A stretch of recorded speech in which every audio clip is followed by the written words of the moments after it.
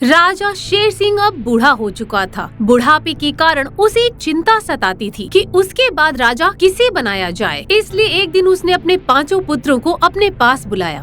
पुत्रों, मरने से पहले मैं अपने राज्य की डोर तुम्हारे हाथों में सौंपना चाहता हूँ, मगर दुविधा ये है कि मैं तुम 5 में से राजा किसे बनाऊं। लेकिन मैंने सोचा है जो पुत्र सबसे ज्यादा अक्लमंद होगा वही अगला राजा होगा। हाँ पिताश्री, मगर हम 5 में से सबसे ज्यादा अक्लमंद कौन है, ये कैसे पता चलेगा? इसका हल है मेरे पास। तुम 5 को राज्य का दौरा करके जनता को मिलके उनके सुख दुख का हाल जानना होगा, और तो और उनकी सुविधा के लिए सुझाव देने होंगे। जो पुत्र सबसे अच्छा सुझाव देगा वही राजगद्दी का अगला वारिस होगा। हमें मंजूर है पिताश्री। मगर मुझे मंजूर नहीं है।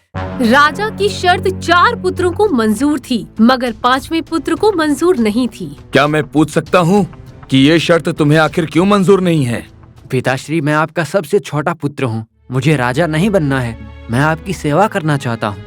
सबसे छोटे पुत्र की बात सुनकर राजा खुश हो जाते हैं। फिर 4 पुत्रों को राज्य का दौरा करने की आज्ञा देते हैं। 4 पुत्र अपने घोड़े पर सवार होकर चल देते हैं। 4 राजकुमार अपने अपने घोड़े पर सवार होकर जंगल से गुजर रहे होते हैं। तभी एक साधु बाबा को तपस्या करता हुआ देखकर सूरज सिंह कहता है, ठहरो, देखो कोई साधु बाबा तपस्या कर रहे हैं। आओ उनका आशीर्वाद लेकर सफर को प्रारंभ करें। हे तपस्वी, राजा शेर सिंह के 4 पुत्र का प्रणाम स्वीकार करें। आयुष्मान भवा। फिर सूरज सिंह तपस्वी को पिताश्री की शर्त के बारे में बताते हैं। गुरुजी, हम 4 में से जो सबसे अक्लमंद होगा वही राज्य का अगला राजा होगा। इसलिए हमें आशीर्वाद दीजिए कि हम 4 पिताजी की दी हुई परीक्षा में सफल हो जाएं। ये संभव नहीं है। राजा बनने के लिए मैं तुम 4 को एक साथ आशीर्वाद कैसे दे सकता हूँ? मगर हाँ, एक उपाय है। फिर साधु बाबा 4 राजकुमारों से कहते हैं, राजा बनने का आशीर्वाद पाने के लिए तुम्हें सबसे पहले मेरे इम्तिहान में पास होना पड़ेगा।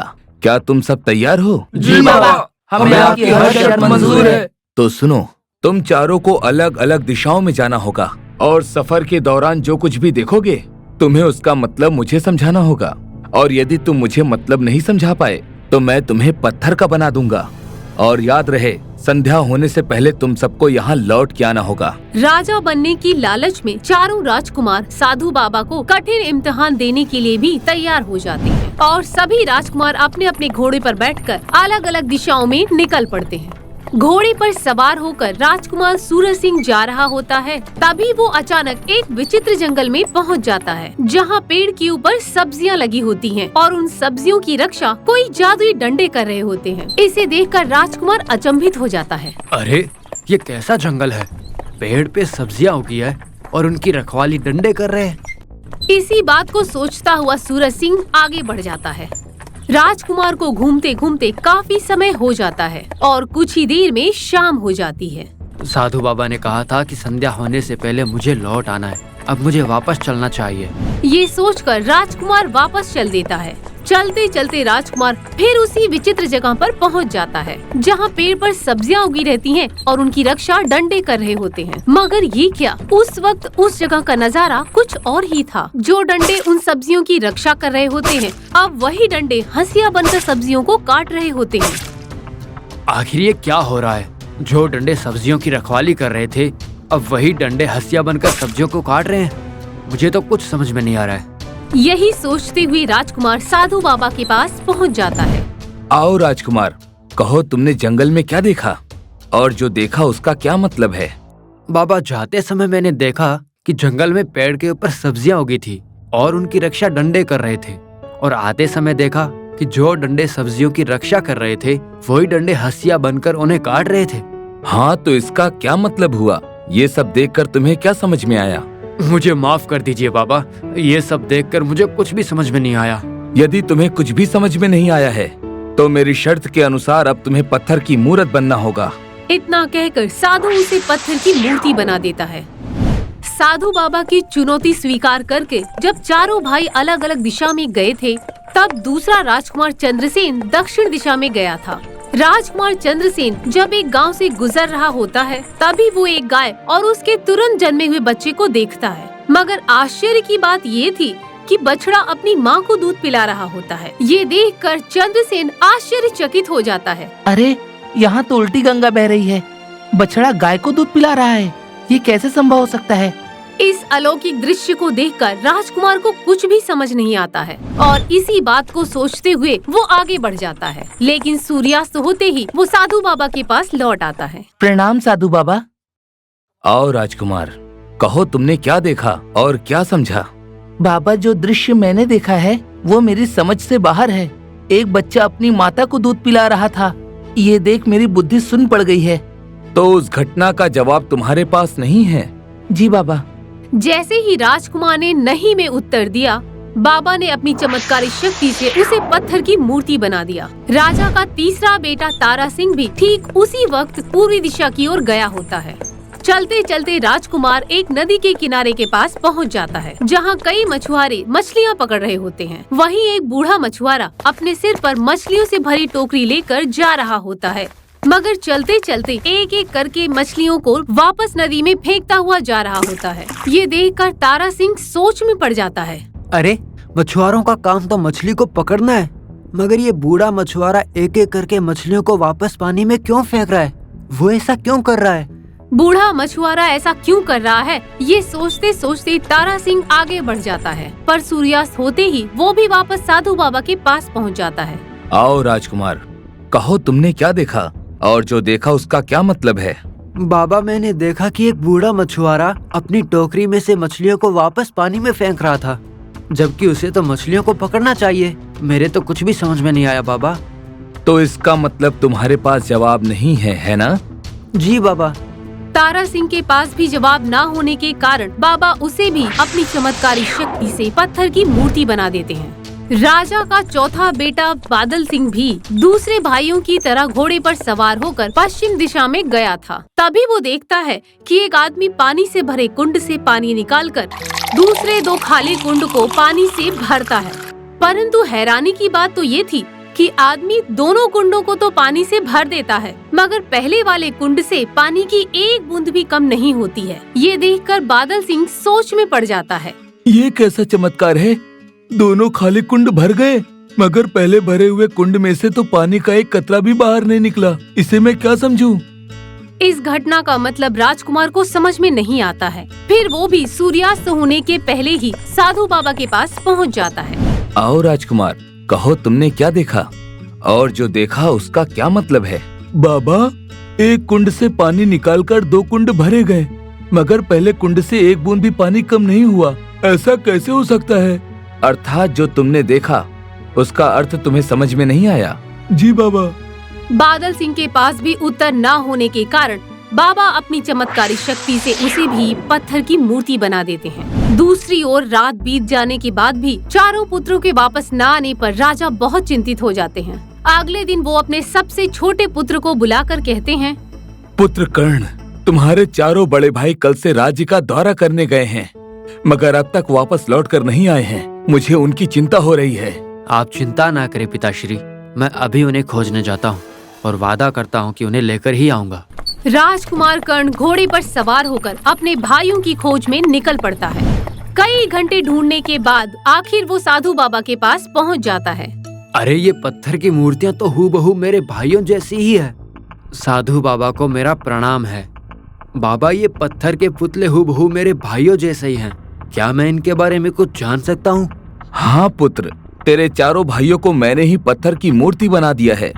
फिर साधु बाबा कर्ण को सारी बात बताते हैं। साधु बाबा, कृपा करके मेरे चारों भाइयों को वापस ठीक कर दीजिए।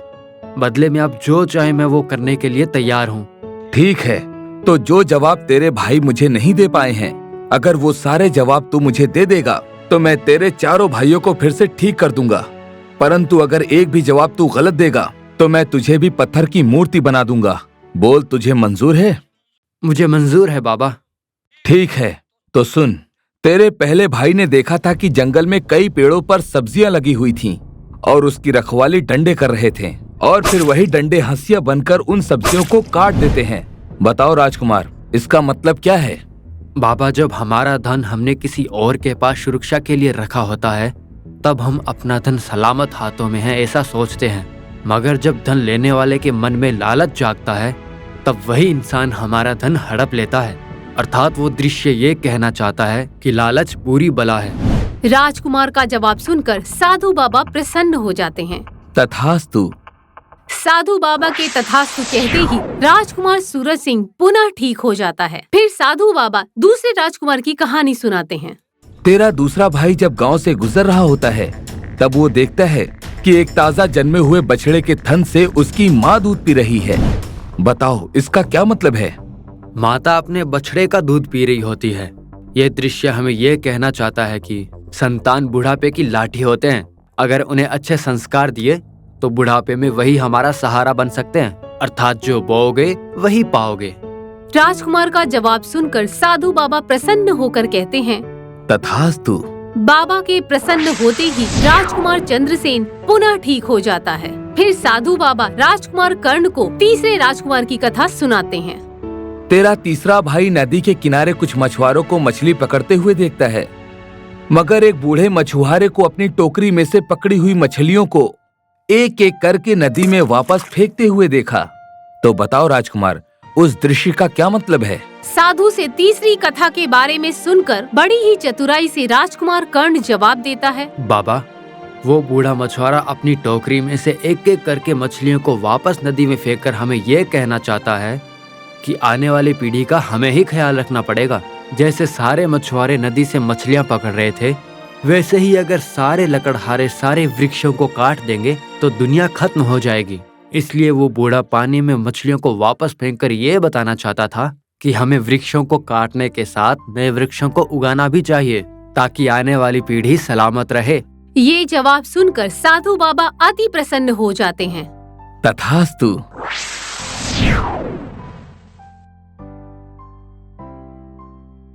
फिर साधु बाबा चौथे राजकुमार की कहानी सुनाते हैं।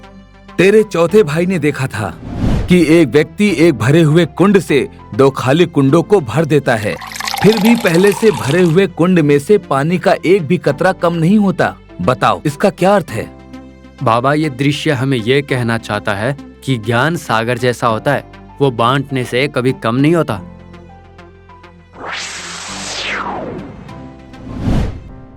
वाह राजकुमार वाह, मैं तुमसे अति प्रसन्न हूँ।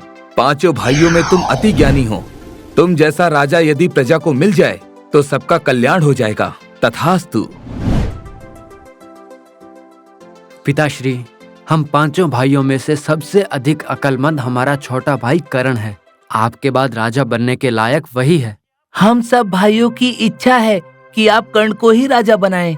फिर चारों राजकुमारों ने साधु बाबा वाली अपनी अपनी कहानी राजा को सुनाई। राजा अपने छोटे बेटे की अक्लमंदी की कथा सुनकर अति प्रसन्न हुआ और उसे ही अपने राज्य का अगला राजा घोषित किया।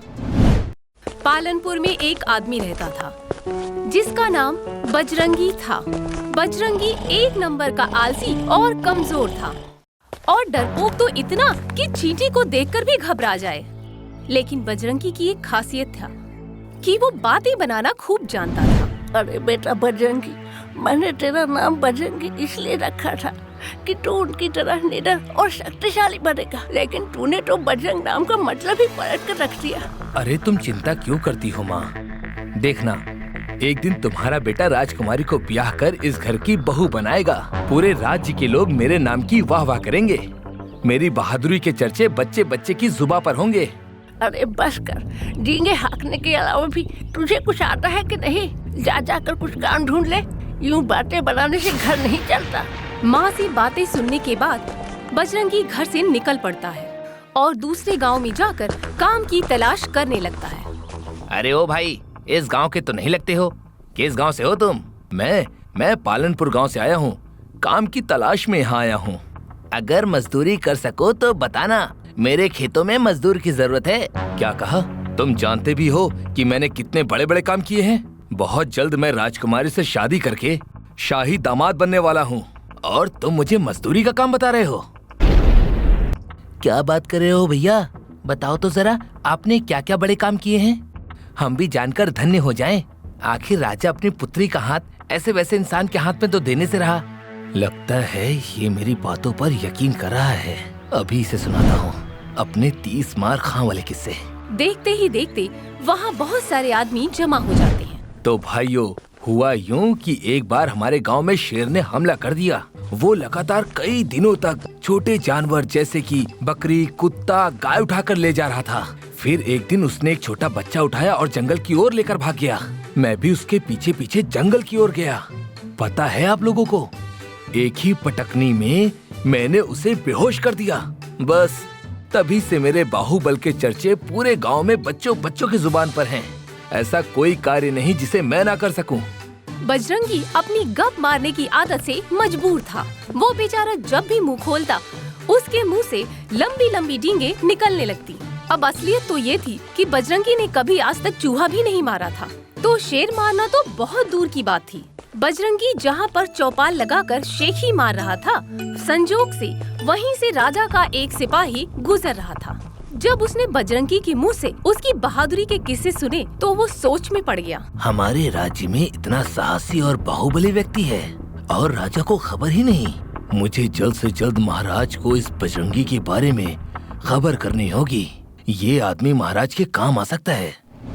ऐसा सोचते हुए गुप्तचर महल में प्रवेश करता है। महाराज की जय हो। महाराज, आज मैं आपको एक बहुत ही खास खबर सुनाने आया हूँ यहाँ पर। आपके राज्य में एक महाबली है जिसने शेर को एक ही पटकनी में बेहोश कर दिया था और आजकल वो काम की तलाश में है महाराज। वो महाबली इतना ज्यादा शक्तिशाली है कि उसके लिए कोई भी कार्य करना असंभव नहीं है महाराज। वो सिर्फ बल से ही नहीं बल्कि वो तो बुद्धि से भी महाबली है महाराज। अरे, अगर हमारे राज्य में ऐसा कोई महाबली पुरुष है तो हम आज्ञा देते हैं कि तुरंत उसे राज्य दरबार में पेश किया जाए।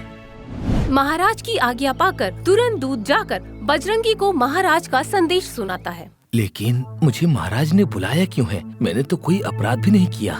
कहीं महाराज को मेरे राजकुमारी से शादी करने वाली झूठी बात का पता तो नहीं चल गया? हे प्रभु, लगता है अब मेरे प्राण बचना बहुत ही मुश्किल है। बजरंगी डरता घबराता राजमहल पहुंचता है। हमने सुना है कि तुम बहुत बड़े महाबली हो और तुमने शेर को पटकनी देकर उसे बेहोश कर दिया था। हे प्रभु, ये कैसी मुसीबत में फंसा दिया मुझे। अब अगर हाँ बोलूंगा तो भी मरूंगा और ना बोला तो भी मरूंगा। जी जी महाराज, आपने बिल्कुल सही सुना है। तो तुम आज तक कहाँ छिपे बैठे थे?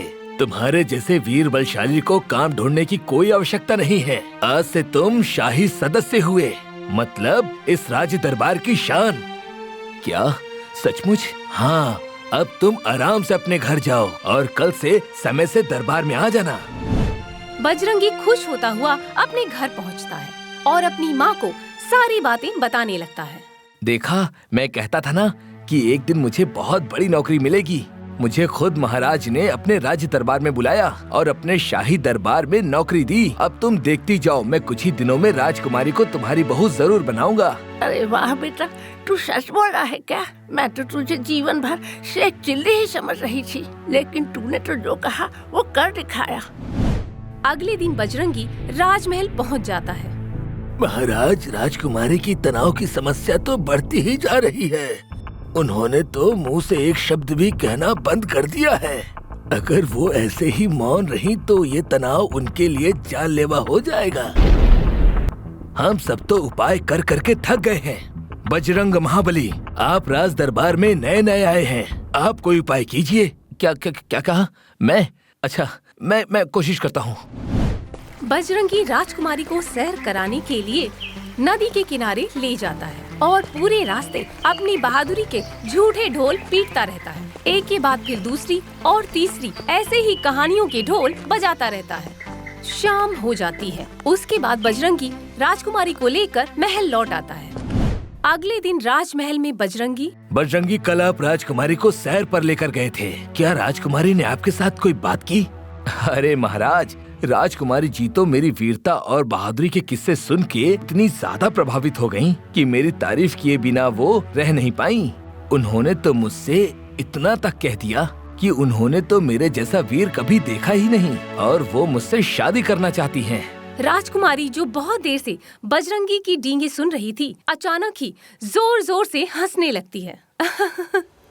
क्या कहा तुमने? मैंने तुमसे कहा कि मैं तुमसे शादी करूंगी? अरे, दुनिया में लड़कों की कमी हो गई है क्या जो मैं तुम जैसे मस्खरे से शादी करूंगी? पिताजी, कल पूरा दिन इसने मुझे अपनी झूठी किस्से सुना सुना के परेशान कर दिया। मैंने तो इसे एक शब्द भी नहीं कहा था और ये आकर आपको झूठी कहानियाँ सुना रहा है। और इसकी हिम्मत तो देखिए, सीधा मुझसे शादी करने की बात कर रहा है। देखा महाराज, देखा आपने, राजकुमारी इतने नीम हकीम और राजवैद्यों के इलाज से भी न ठीक हो सकी, पर वो मेरे पराक्रम के आगे झट से बोल पड़ी। ये शादी वाली कहानी तो मैंने आपको जानबूझकर सुनाई थी ताकि राजकुमारी जी कुछ तो कहें। मान गए आपको बजरंग महाबली, आपने आज फिर से एक असंभव कार्य करके दिखाया है। महाराज, पड़ोसी देश ने आक्रमण कर दिया है। हमारी सेना अभी तो पूरी तरह से तैयार भी नहीं है। समझ में नहीं आता कि क्या करें। सेनापति, आपको घबराने की कोई आवश्यकता नहीं है। अब हमारे पास बजरंग महाबली हैं। ये असंभव से असंभव कार्य चुटकी बजा के कर देते हैं। हमारी सेना का नेतृत्व बजरंग महाबली करेंगे। आप लोग निश्चिंत होकर आगे बढ़िए, विजय हमारी ही होगी। किंतु महाराज, युद्ध कभी भी किसी के हित में नहीं होता। क्यों ना आप युद्ध रोकने का प्रयास करें। आपकी बात से हम सहमत हैं बजरंग महाबली जी, किंतु कुछ युद्ध आवश्यक होते हैं। आप जाइए, हमें पूरा यकीन है कि आप अवश्य ही यह युद्ध जीत कर आएंगे। वापस आने पर हम आपकी शादी राजकुमारी के साथ धूमधाम से कराएंगे, ये वादा रहा मेरा। हे भगवान, मैंने तो अपने जीवन में एक चींटी भी नहीं मारी है और महाराज मुझसे युद्ध लड़वाना चाहते हैं। आगे कुआं पीछे खाई, अब तो मेरी मौत निश्चित ही है। हाथी पर सवार होकर सबसे आगे आगे सेना का नेतृत्व करता चला जा रहा था और उसके पीछे पीछे पूरी सेना चली आ रही थी।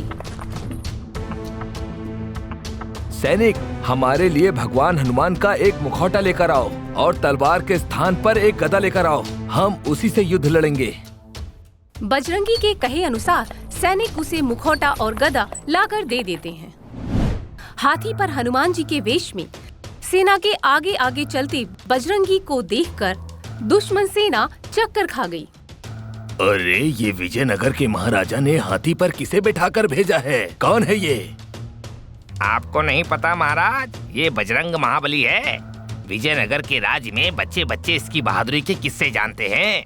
नाम से बजरंगी, यहाँ तक कि तो ये दिखने में भी बिल्कुल बजरंग बली जैसे लग रहे हैं। कहीं ये बजरंग बली के अवतार तो नहीं है? हो सकता है महाराज, आपकी बात सही निकली तो हमारी हार तो निश्चित है। सैनिक से बात करते समय सेनापति का ध्यान बजरंगी से हट गया था। मौके का फायदा उठाकर बजरंगी ने अपनी गदा फेंककर सेना के सिर पर प्रहार कर दिया। सेनापति एक ही बार में जमीन पर गिर जाता है। सेनापति के नीचे गिरते ही दुश्मन सेना में डर की लहर दौड़ गई और वे तितर बितर होकर भागने लगे। भागो! महाबली ने एक ही बार में सेनापति को मार गिराया। ये हमें भी नहीं छोड़ने वाले, भागो! कुछ ही देर में बजरंग महाबली से डरकर सारी सेना भाग खड़ी हुई। विजयनगर राज्य युद्ध में निर्विरोध विजयी हुआ। बजरंगी को कंधे पर बिठाकर सभी सैनिक राज्य की ओर लौट गए। आपने तो असंभव प्रतीत होते हुए कार्य को भी संभव करके दिखाया। आपके बल और बुद्धि के आगे तो हम नतमस्तक हैं। आज से राजकुमारी आपकी हुई। राजा ने बहुत ही धूमधाम से अपनी राजकुमारी का विवाह बजरंगी से करा दिया और इसी तरह बजरंगी ने अपनी माँ से किए हुए सारे वादे पूरे किए और वो अपनी बूढ़ी माँ के साथ राजा के राजमहल में खुशी खुशी रहने लगा। बीरबल अकबर के दरबार के नवरत्नों में से एक थे। बीरबल सम्राट अकबर के सबसे निकट सहायकों में से एक थे और उनके सभी नवरत्नों में से उन्हें सर्वाधिक प्रिय थे। बीरबल की बुद्धिमत्ता और हाजिर जवाबी से बादशाह अकबर बहुत प्रभावित थे, इसलिए समय समय पर वे उनसे कोई न कोई पहेली पूछकर उनकी बुद्धिमत्ता की परीक्षा लेते रहते थे। सर्दियों के दिन थे। बादशाह अकबर अपने प्रिय सहायक बीरबल को लेकर झील के किनारे टहलने के लिए निकल गए। टहलते हुए अचानक बीरबल के मन में विचार आया कि आखिर पैसों के लिए मनुष्य क्या क्या काम कर सकता है। अपने विचार बादशाह अकबर से जाहिर करते हुए बीरबल ने कहा, महाराज, दुनिया में पैसा बड़ा बलवान है। पैसों की खातिर इंसान असंभव से असंभव कार्य करने के लिए तैयार हो जाता है। पैसों की माया ही ऐसी होती है कि उसके आगे मनुष्य सब कुछ भूल जाता है। बीरबल की बात सुनने के बाद बादशाह अकबर झील के किनारे बैठ गए और उन्होंने अपनी उंगली झील के पानी में डाल दी। झील का पानी बर्फ की तरह ठंडा था। अगले ही क्षण उन्होंने बिजली की तेजी से अपनी उंगलियां पानी से बाहर निकालनी। बीरबल, मुझे लगता है कि तुम्हारी बातों में पूरी तरह से सच्चाई नहीं है। सर्दी का मौसम है और इस समय झील का पानी बर्फ की तरह ठंडा है। मुझे नहीं लगता कि चंद रुपयों के लिए कोई भी व्यक्ति इस ठंडे पानी में उतरना चाहेगा। महाराज, आप झील में उतरने की बात कर रहे हैं। मुझे तो ऐसा लगता है कि आप यदि उचित इनाम दें तो कोई भी व्यक्ति इस पानी में रात भर खड़े होने के लिए भी तैयार हो जाएगा। बीरबल की बात सुनकर बादशाह अकबर काफी हैरान रह जाते हैं। बीरबल, यदि तुम्हारी बात सत्य है तो ठीक है। तुम एक ऐसे व्यक्ति को ढूंढ कर लाओ जो रात भर इस झील के ठंडे पानी में खड़ा होने के लिए तैयार हो जाए, तो मैं तुम्हारी बात पर यकीन कर लूंगा और बदले में मैं उस व्यक्ति को 1000 सोने के सिक्के बतौर इनाम देने के लिए भी तैयार हूँ। आप फिक्र ना करें महाराज, मैं शीघ्र ही ऐसा कोई व्यक्ति आपके समक्ष लेकर आऊंगा। अकबर की दी हुई शर्त को पूरा करने के लिए बीरबल पूरे राज्य में घूमकर एक ऐसे व्यक्ति की तलाश करने लगे जो झील में उतरने के लिए तैयार हो जाए। राज्य में घूमते हुए बीरबल को एक बूढ़ा व्यक्ति मिलता है। मैं एक गरीब आदमी हूँ हुजूर। यदि आप मुझसे वादा करें कि आप मुझे 1000 सोने के सिक्के बतौर इनाम दिलवा देंगे तो मैं खुशी खुशी झील के ठंडे पानी में पूरी रात खड़े होने के लिए तैयार हो जाऊंगा महाराज। किंतु आप मुझे बहुत बूढ़े और कमजोर लगते हैं। मुझे नहीं लगता कि आप इस कार्य को कर पाएंगे। आप एक बार फिर से सोच लीजिए। बीरबल के ऐसा कहने पर बूढ़ा बार बार उसे अपने साथ ले चलने के लिए विनती करने लगता है। बीरबल बूढ़े को लेकर महाराज के पास आ जाते हैं और उसी रात वो बूढ़ा आदमी महाराज की आज्ञा पाकर झील में प्रवेश कर जाता है। सिपाहियों, इस बूढ़े आदमी के पास खड़े रहकर रात भर पहरेदारी करो। देखना कि एक पल के लिए भी यह व्यक्ति झील के पानी से बाहर न आने पाए। बादशाह अकबर का आदेश पाकर दोनों सिपाही रात भर झील के बाहर खड़े होकर बूढ़े की पहरेदारी करने लगते हैं। बूढ़ा भी रात भर कपकपाते हुए झील के पानी में खड़ा रहता है। इसी तरह सुबह हो जाती है। सुबह होने पर सिपाही ठंड से कांपते बूढ़े को लेकर राजा के महल में पहुंच जाते हैं। कहो सिपाहियों, क्या वाकई यह बूढ़ा रात भर झील के पानी में खड़ा रहा? जी हुजूर, यह बूढ़ा रात भर कांपता रहा, लेकिन एक पल के लिए भी झील से बाहर नहीं आया। ये सिपाही की बात सुनकर बादशाह के आश्चर्य का कोई ठिकाना ना रहा।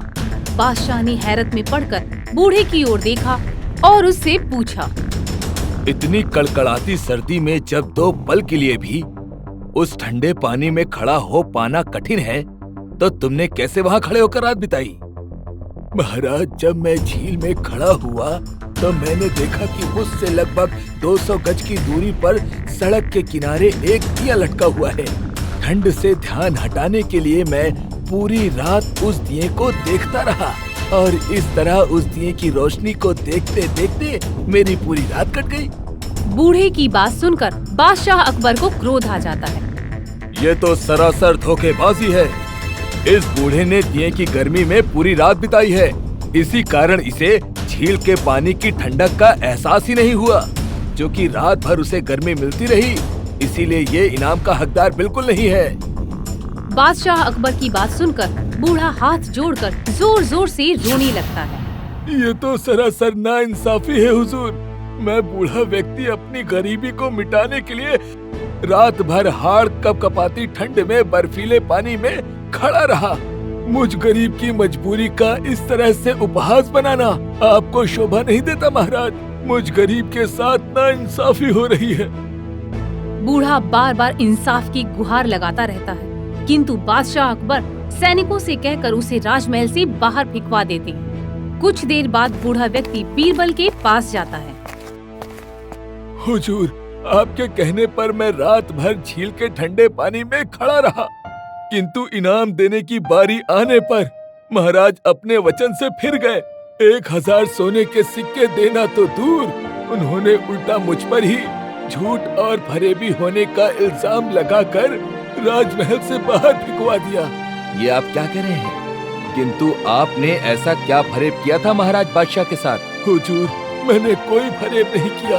मैंने तो बस वही बताया जो सच है। महाराज ने मुझसे पूछा कि इतने ठंडे पानी में तुम रात भर कैसे खड़े रहे, तो बस मैंने जवाब में इतना ही कहा कि सड़क पर लगे दिए को देखते हुए मैंने अपनी सारी रात बिता दी।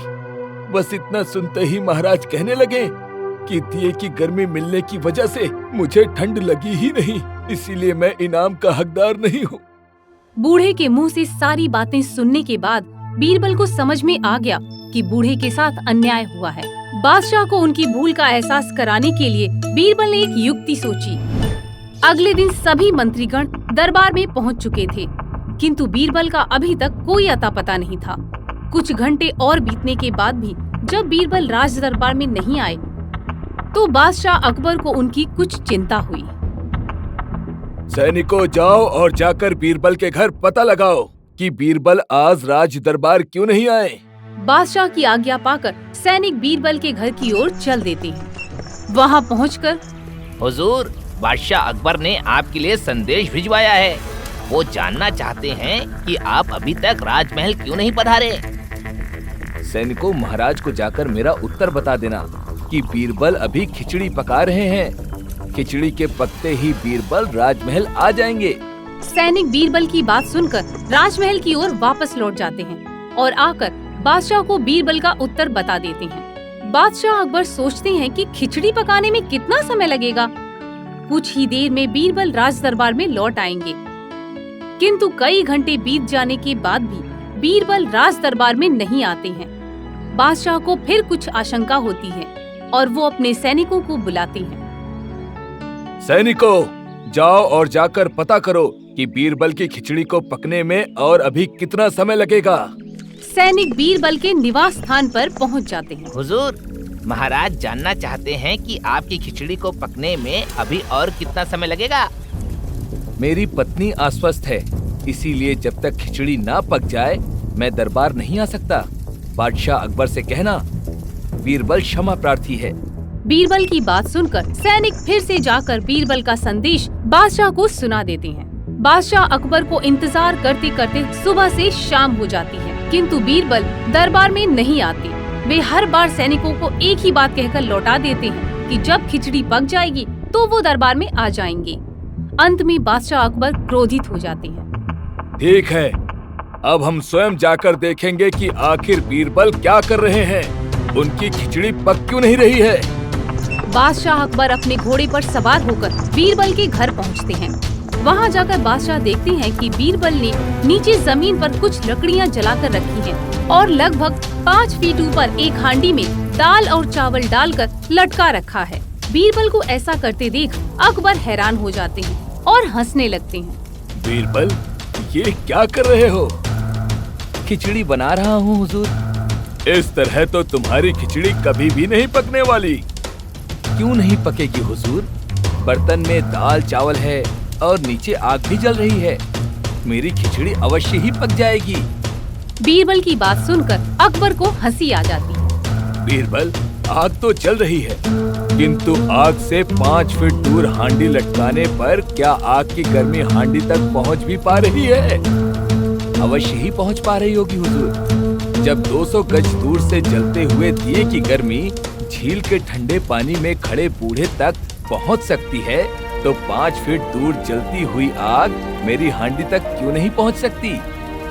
बीरबल का जवाब सुनकर अकबर अपना माथा पकड़ लेते हैं। अकबर को अपनी भूल का एहसास हो जाता है और उन्हें समझ में आ जाता है कि उन्होंने बूढ़े व्यक्ति के साथ न्याय नहीं किया।